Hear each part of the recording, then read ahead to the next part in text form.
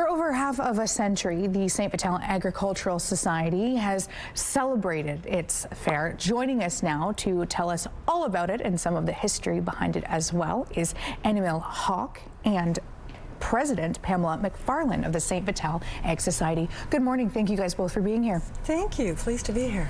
So I think, what was it, 1909 that it all got started? That's right. Wow. Okay, let's back up. Let's back up and talk about the history.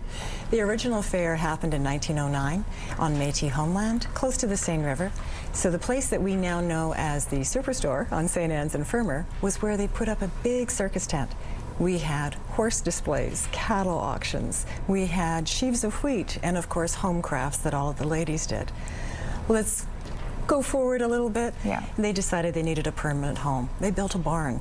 So if you've been at that corner, you've seen a great big curling rink. Well, that's our original barn, and they sold it in 1951. Then they moved up St. Anne's, and they built on land at St. Anne and Meadowood, which is now the St. Vital Minor Hockey Association. It's an arena with the Nancy Allen Skate Park in front. So today, and we continue the tradition of home crafts at our fair, and vendors who make their own products, a wonderful meal Friday night, Saturday catered by Winnipeg South Lions Club, and a whole lot of people come to our fair. Wow.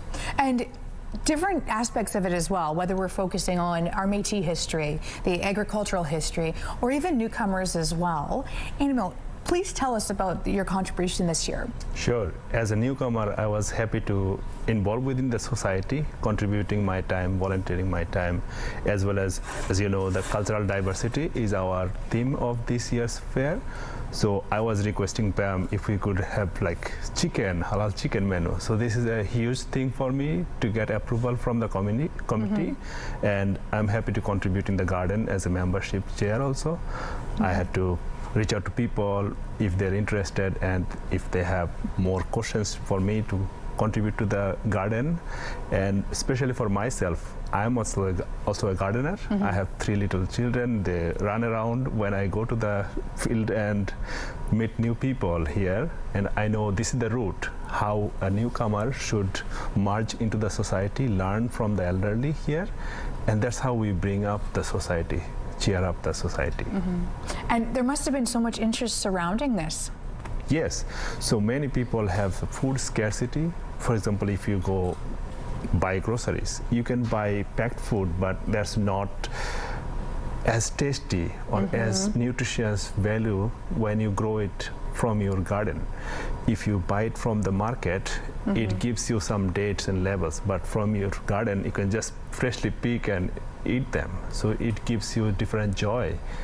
Yeah. And diverse too. Like, what can people expect when it comes to the vendors?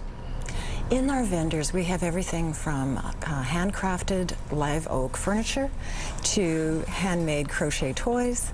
We actually have prairie grass-fed meats selling their prairie grass-fed meat frozen, right down to people selling handmade t-shirts, to all sorts of things. And I think that they will really enjoy seeing the fellow that does they call it wood burning, but he makes portraits on wood. Wow. So, and you can purchase them, so it's kind of interesting. We're almost out of time. I don't want to cut you off. When is this happening? We got to get that out first. We open August 8th. We open to the public at 2:30. What happens before that is judging of all of the exhibits in the competition. Oh my gosh. Okay, I hope everyone grabbed their pen for that. We'll have a link on our website as well.